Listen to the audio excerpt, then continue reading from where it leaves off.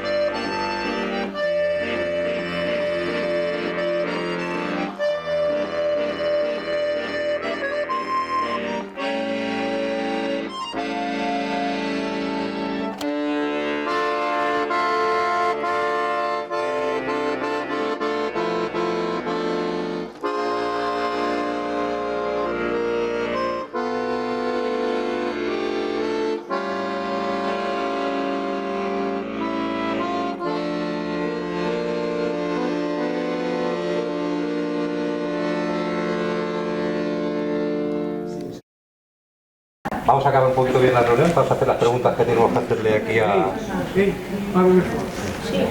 Vamos a hacer las preguntas a Perú y a Raquel, ¿de acuerdo? La primera, para Raquel, de Marta, dice: has hablado de las constelaciones familiares, ¿es cierto que influyen tanto? Pienso que sí. Pienso que sí, porque realmente somos seres espirituales que venimos a progresar, pero venimos a progresar en conjunto y venimos con padres, con hermanos o con la unión familiar. Puedes un poquito, Sí. si quieres ponte de pie y creo Sí, que te casi escuchan mejor. Claro. Creo que sí, porque venimos en conjunto, no venimos solos. El vínculo que hay entre padres e hijos, sobre todo madre e hijo, es fuerte, es un vínculo directo. Y se transmiten muchas emociones, se transmiten muchas parte biológica también. Venimos siempre con un patrón y venimos por afinidades, por sintonías y formamos parte de lo que ahora biológicamente podemos llamar familia. Son nuestro tronco familiar. Entonces, sí, lo que uno trae, seguramente el otro tenga que rescatar, o viceversa. Si he contestado bien o tiene más dudas, pónmelo pico. Muy bien, creo que está muy bien contestado. La siguiente pregunta es de Nuria Cerdá y es para Jonah Izpurúa. Para John, suficiente. Para John. John, sí. Para John. Juan. ¿No? No, John. Está bien que omitas el apellido, pero no me cambies el nombre. Porque si mi madre, que era una vasca muy raigal, ve que le estás cambiando el John por Juan, no le va a gustar. Nada. Dices, ¿por qué un psicólogo psiquiatra puede cobrar? Y un espírita sanando a una persona no puede cobrar. Sí. Buena pregunta de Nuria. Bueno, todo es cuestión de ética personal. Nosotros voluntariamente decidimos participar en nuestras vidas en una idea, en una doctrina, en una filosofía, en una convicción que es el espiritismo. Y el espiritismo estuvo planteado desde sus inicios como una visión del mundo para, a partir de la comprensión de lo espiritual, apoyar al ser humano en su proceso evolutivo. Desde el principio, con Kardec y luego con León Denis, con nuestra gran Amalia y con tantos, se estableció como concepto espírita la norma de la gratuidad. Y la hemos mantenido y yo creo que debemos mantenerla. Vamos a recordar esto. Aquellos que piensan que porque dispongan de algún tipo de facultades pueden ser anímicas, psíquicas, paranormales, es un campo, y otro campo es la mediunidad. Aquellos que piensen que por tener facultades tienen derecho a ejercerlas, y no estoy descalificando a nadie, tienen derecho a vivir de ello, a cobrar por ello, se olvidan de un pequeño detalle. Es que cuando un medium real, con facultades reales, realiza una actividad, un trance, una comunicación, por cualquiera formas que tenga, parlante, psicográfica, auditiva, de cualquier forma, si dependiera de él solamente,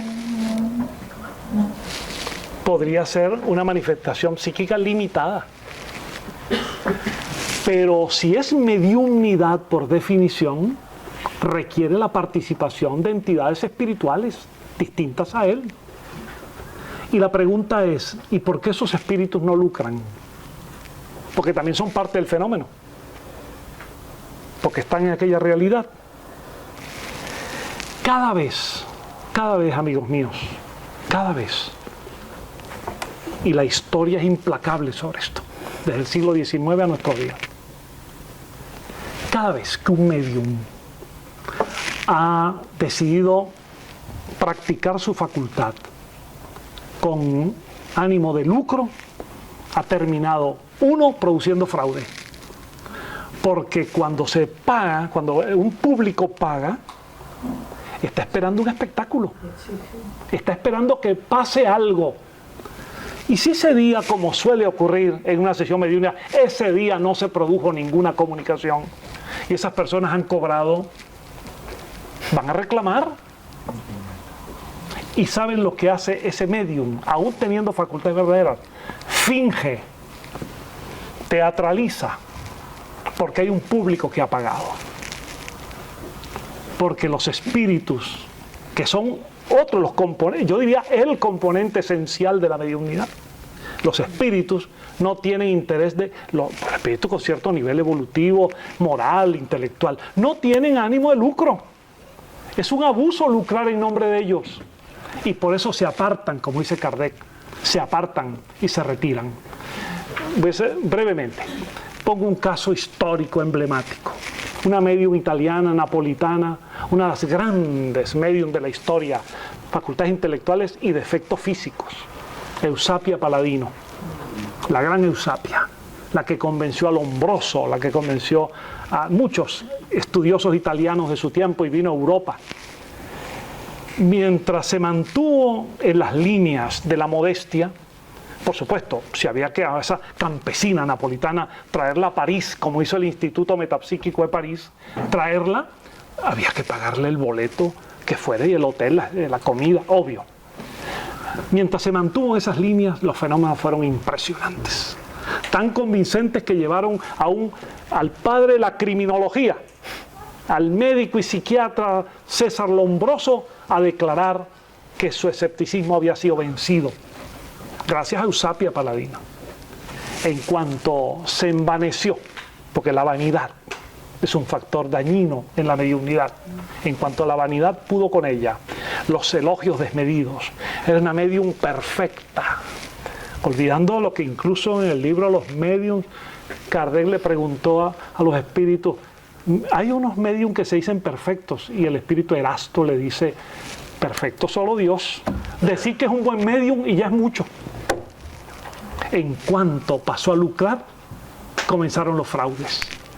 Los escépticos contra el espiritismo, cada vez que hablamos de Eusapia, nos dicen, si se descubrió en fraude, que se descubrió en fraude. Lo que tratan de desconocer es que hay dos etapas en Eusapia. La etapa en que no cobraba de mediunidad auténtica, la mejor, y la etapa decadente cuando pasó a cobrar. Mis amigos, es cuestión de opciones personales, pero si queremos nosotros transitar por el camino de la evolución, vivamos de nuestro esfuerzo, de nuestro trabajo, estudiemos, formemos, todo trabajo es noble, manual o intelectual, tan valioso es el que ara la tierra como el profesional en cualquier disciplina, pero que nos ganemos el sustento con el sudor de la frente, para decirlo en esa metáfora. Pero en cuanto en el espiritismo o con la mediunidad pasamos a lucrar, no solamente vamos a terminar en fraude, sino en el acercamiento de espíritus inferiores que provocarán auténticas obsesiones. Y ahí tendremos medios víctimas de obsesiones. El lucro es absolutamente desaconsejable. Es más, le voy a decir un dato adicional. Gabriel Delane, uno de los grandes continuadores de Kardec, Leon Denis, Flammarion, Delane, un científico, ingeniero, en una oportunidad estaba cansado de no tener la Unión Espírita Francesa, hacía sesiones y sesiones y no producían nada. Cansado de eso, tomó una decisión, lo cuenta Delane, contra su propia historia, porque Delane de niño había estado en las rodillas de Kardec. Su padre era un gran apoyo, amigo de Kardec. Delane dice, me aparté de la línea del maestro, dice Delane, y empezamos a pagar a los médiums.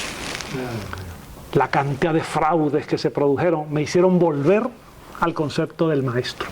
La mediunidad es dando de gracias lo que de gracias fue recibido. Cada uno tiene que optar por el camino que considera conveniente. El espiritismo no condena a nadie, pero invita a que cada uno con su conciencia sepa lo que tiene que hacer. Bueno, yo creo que un buen punto de reflexión para todos. La siguiente pregunta es de parte de José María, creo que pone José María, y es para, dice así, los miedos al fracaso, a equivocarse. ¿No puedes decir algo de esto? Pues trataré de contestar lo mejor que pueda. El miedo al fracaso es el miedo que más paraliza, ¿vale? Entonces, quiere decirse que cuando tú no tienes esa constancia en seguir tu sueño, en seguir el rumbo que te has determinado, en seguir los pasos por los que quieres seguir, te cansas, reduces el entusiasmo empiezas a tener negligencias contigo mismo y entonces te olvidas y ya no lo haces. Y además haces un escape o una fuga. La culpa es de todo menos mío. No quiero seguir porque sé que voy a fracasar. El no puedo, el yo no valgo, el yo no sirvo. Eso es un vocabulario que no debe existir. Puedo, hago, sirvo. Lo tengo hecho, lo visualizo, lo mentalizo y voy a por ello. Y luego ya empezamos con cómo quiero hacerlo. A ver, me planteo hacer esto y para ello necesito unos pasos. ¿Cómo lo puedo hacer? Por aquí, por aquí, por aquí. Fallo, por aquí, por aquí, por aquí. Fallo, por aquí, por aquí, por aquí. Hasta conseguirlo. Pero nunca desistir. Tienes que abrir campo a más recursos. No es uno solo, porque si no, sería fácil, todo sería fácil. Lo conseguiríamos todo fácil, ¿no? A la primera ya lo tengo. No, a la primera no. La perfección está en uno, otro, otro. Y el yo no puedo es que es mortal, el yo no puedo. El yo no valgo, ¿cómo que no vales? Eres hijo de Dios. Eres una estrella en el universo. ¿Quién te ha dicho a ti que no vales? Si tienes potencias ocultas ahí, aún por despertar, no digas que no y que no te digan que no. Importante, que no te digan que no. Puedes, porque sí, puedes. Un cantante, Carlos Rivera, tiene una canción, Que nadie te diga que no. ¿Cómo canta ese chico? Es impresionante oírle cantar. Le dijeron que no valía, que no tenía voz. Y mira dónde ha llegado. Porque que nadie te diga que no puedes. Qué bueno. Te falta cantarlo. Así, ¿no? Creía que iba a cantar. Es raro que nadie haya pasado por una época, una temporada como ella, Sí. continua, como comenta, ¿no? Una pregunta de John, se llama John, para John. Dice, ¿qué aconsejaría a un paciente con depresión mayor? ¿Con depresión? Mayor. Mayor. Vamos, con una gran depresión. Sí, sí, claro. Bueno, yo creo que es una respuesta demasiado obvia. Una vez que se han manifestado, que puede ser, hay depresiones infantiles, que no son la mayoría, pero una vez que se ha manifestado síntomas de depresión, siempre las medidas preventivas es rápidamente ir primero al médico general, médico internista que haga una visión general, y luego el psicólogo para un encuadre básico de la situación. Si allí deben surgir por parte del psicólogo algunas estrategias de psicoterapia para atenderlo. Y yo les puedo decir que hay un porcentaje importante de sanación, de curación, donde la meta terapéutica se cubre. Ahora, hay que reconocer algo con mucha humildad para las personas que estamos en el campo de las enfermedades mentales y de estudio de la personalidad y la conducta. La estadística demuestra que los avances médicos en el campo de lo orgánico superan logarítmicamente a los avances médicos en el campo mental. O sea, el grado de especialización con todo lo que tiene que ver con el organismo y la seguridad y la certeza con que con las tecnologías modernas se atiende al paciente, dista mucho de las enormes dificultades del psiquiatra y del psicólogo con el paciente mental. En mi opinión, porque aparte de que el cerebro todavía sigue siendo una caja negra, donde entrar en ella no es fácil todavía, aparte de eso porque hay factores espirituales envueltos también. De modo que, primero, detectarlo a tiempo, en los primeros síntomas. Segundo, si ya los síntomas son muy claros, ir al médico general, al psicólogo en particular, y hay que a veces escoger entre algunos psicólogos porque hay corrientes de corrientes.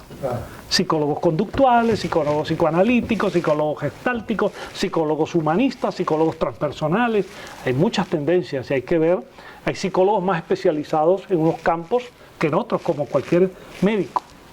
Y si los síntomas perseveran, continúan, pues la posibilidad psiquiátrica hay que tomarla en cuenta. Yo debo decir responsablemente, muy responsablemente, que el espiritismo no está en contra de la medicación, ni de la psiquiatría, ni de la psicología. Lo que queremos es aportar un elemento adicional desde la perspectiva espiritual. Y también hay que decir claramente que el espiritismo no es curanderismo. Eso hay que decirlo claramente. Ni tampoco practicamos desde los centros espíritas, o no debemos practicar, el intrusismo, que son los códigos de ejercicio médico y psicológico lo delimitan claramente. O sea, nos consideran intrusos si no teniendo la formación debida entramos en aplicación de terapias que corresponde a esos campos. Eso se puede encontrar, nosotros hemos trabajado mucho, trabajamos eso bastante en Venezuela. Yo fui perdóneme la referencia personal, yo fui vicepresidente del Colegio de Psicólogos de Venezuela, y espírita, ampliamente conocido. Y siempre trabajamos con equilibrio para que el espiritismo no se entrometiera en los límites profesionales sin dejar lícitamente de que el ámbito profesional incorporara elementos espirituales. Y de paso, una vez se realizó un congreso mundial de la OMS, esto es muy importante, de la Organización Mundial de la Salud en Ciudad de México, para estudiar el fenómeno del chamanismo. Bueno, sobre todo psicólogos, psiquiatras y médicos, antropólogos, especialistas, se reunieron allí en un evento de la OMS. Está en internet. Las resoluciones del Congreso. Les destaco una nada más, que dice más o menos así. Si un paciente mental ha acudido a todas las posibilidades que la medicina le puede ofrecer, en campo psicológico y psiquiátrico, si ha acudido a todo lo que le podemos ofrecer y no se cura, ese paciente, estaban estudiando el chamanismo, ese paciente tiene derecho a acudir a alternativas diferentes. Porque lo único que no ha de pedírsele a un enfermo es que por razones de etiqueta renuncie a estrategias diferentes. Ahora, siguiendo las prioridades, y la prioridad es psicólogo, médico. Si aún así el problema continúa, la opción de acudir a otras estrategias y dentro de ellas las formas mediúmnicas de sanación. Entonces, con la depresión hacer eso. Puedes, desde el punto de vista de la mediunidad, se puede atender depresión, siempre y cuando se hayan cumplido las fases anteriores. Yo sugiero siempre a los centros espíritas que si llega una persona con depresión, no se pongan a atender y hacer sesiones. Pedirle primero, ya usted fue al médico, ya fue al psicólogo, ya fue al psiquiatra, traiga los informes, porque nos cubrimos en salud y a partir de allí, si ya no ha sido posible la solución por todas las vías que se le pueden ofrecer, ortodoxas, el espiritismo puede intentarlo. Y les puedo decir que hay numerosos casos en la historia de la aplicación mediúmnica, casos de depresión, leves y mayores, unipolares, endógenas y exógenas, que son otras categorías, que se pueden atender efectivamente desde la perspectiva de la mediunidad y de la obsesión. Y se puede ayudar mucho. Muchas gracias. Ya no me levanto más porque estoy todo el día levantando.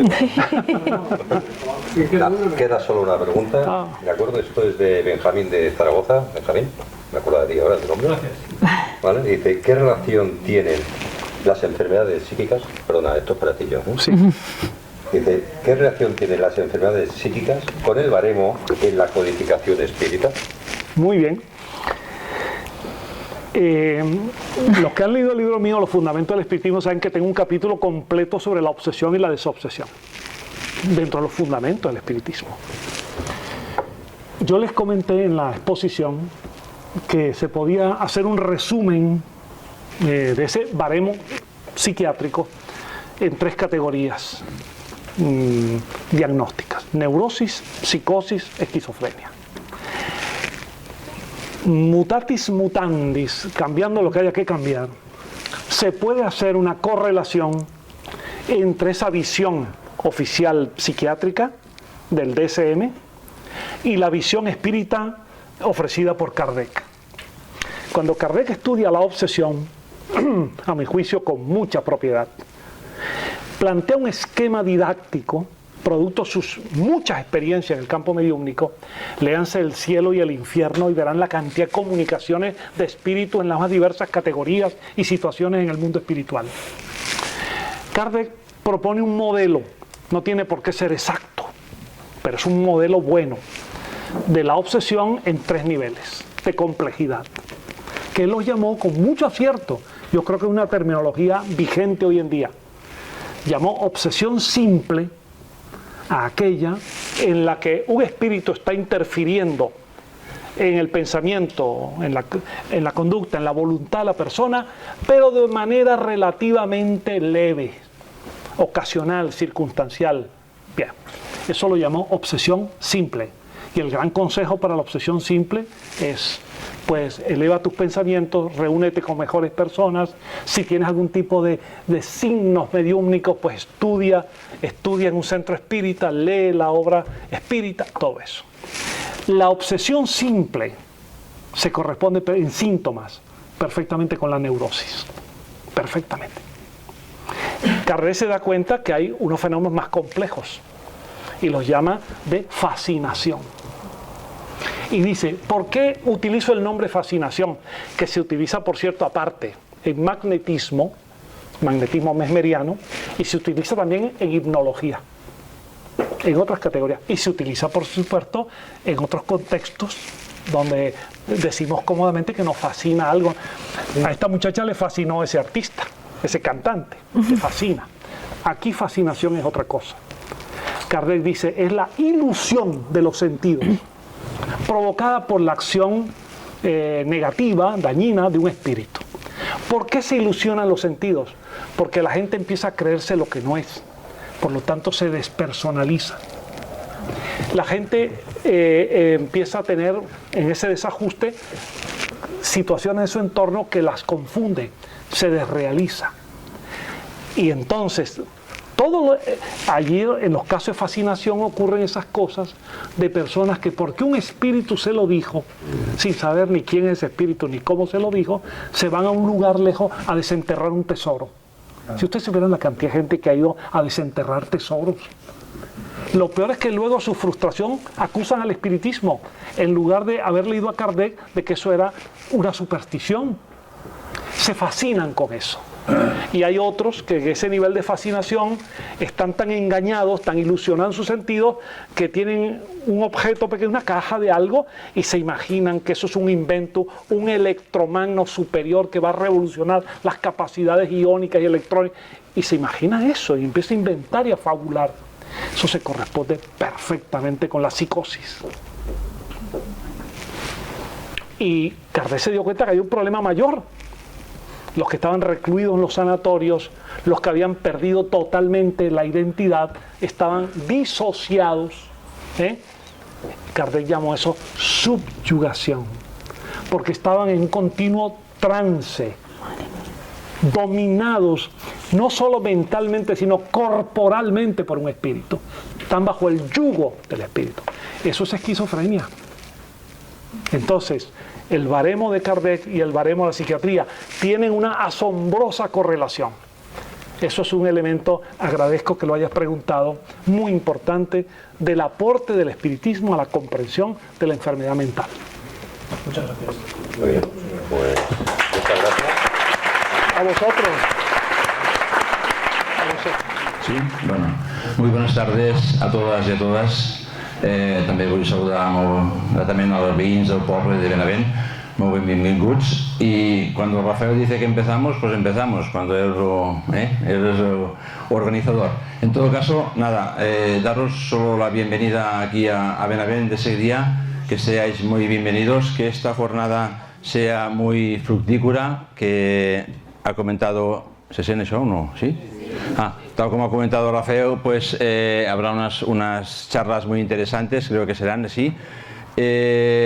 Nosotros, como desde el Ayuntamiento, pues siempre cuando Rafael nos pide su colaboración, nosotros estamos siempre a su lado y próximamente, como él ha comunicado, habilitaremos un local para hacer. Tenemos la intención de habilitar un local para que la Asociación de Espírita de Benavent pueda tener un local para reunirse, para guardar los libros y para poderlos consultar en la biblioteca.